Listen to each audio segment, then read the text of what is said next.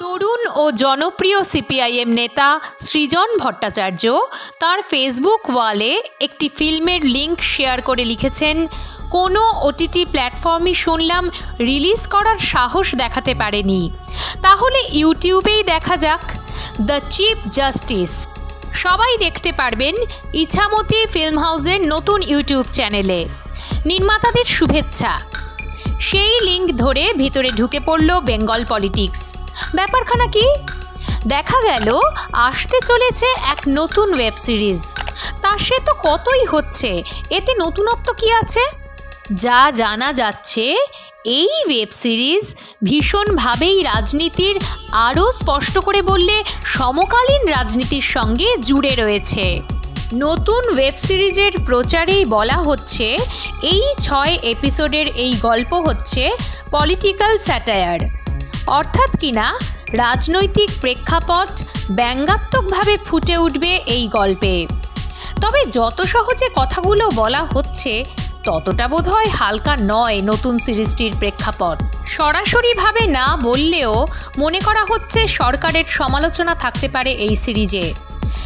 একইভাবে বামপন্থার কথা প্রত্যক্ষভাবে বলা না হলেও হয়তো উঠে আসবে গল্প বলার মধ্যে। টিজার মারফত যতটা বোঝা যাচ্ছে, এখানে থাকতে পারে খেটে খাওয়া মানুষের কথা, জাতপাতের ঊর্ধ্বে উঠে মনুষ্যত্বের কথা। বিভিন্ন ওটিটি প্ল্যাটফর্মের কাছে প্রত্যাখ্যাত হওয়ার বিষয়টি যাচাই করে দেখেনি বেঙ্গল পলিটিক্স।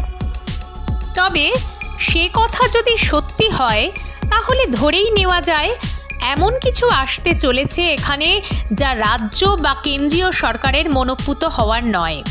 আরজিকর কাণ্ড নিয়ে নতুন ফিল্ম নিয়ে আসার ঘোষণা করেছিলেন তৃণমূল কংগ্রেসের রাজন্না হালদাররা। সেই ফিল্ম কিন্তু তৃণমূলের হাইকমান্ডের নির্দেশেই রিলিজ হয়নি বলে বিভিন্ন মহলের দাবি। দ্য চিফ জাস্টিসের ক্ষেত্রে অবশ্য এমন কিছু হওয়ার সম্ভাবনা নেই। নির্মাতাদের মতে জানুয়ারি 3 বা শেষ সপ্তাহে রিলিজ হতে চলেছে এই সিরিজ। কেন এই ফিল্মে বামপন্থী গন্ধ? প্রাথমিকভাবে যার একটা বড় কারণ, এই ফিল্মের সঙ্গে যুক্ত দীপাঞ্জন ভট্টাচার্য, যাকে টালিগঞ্জের ফিল্ম ইন্ডাস্ট্রি চেনে জ্যাক নামে। তাকে গত লোকসভা ভোটে দেখা গিয়েছে সিপিআইএমের প্রচারে। যদিও অভিনেতার কোনো রং হয় না, তবে সিনেমাকে মাধ্যম করে রাজনৈতিক প্রচার নতুন কিছু নয়। অতীত থেকে সাম্প্রতিককালে বলিউড, টলিউডে এমন অনেক ফিল্মই হয়েছে যার মধ্যে রাজনীতির ছাপ আছে বলেই মনে করেছেন সাধারণ দর্শকরা। হলিউড থেকে শুরু করে বিশ্ব সিনেমার ইতিহাসেও রাজনৈতিক স্যাটায়ারের নিদর্শন ভুরি ভুরি রয়েছে।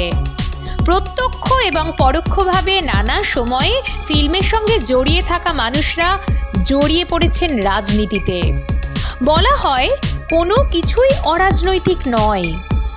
নতুন ওয়েব সিরিজের নামেও জড়িয়ে রয়েছে সেই স্যাটায়ার। তবে সব কিছুর শেষে যে কোনো ফিল্মের সেরা বিচারক দর্শকরাই। তাই আপাতত নতুন সিরিজ দ্য চিফ জাস্টিস মুক্তির জন্য অপেক্ষা করা ছাড়া উপায় কি?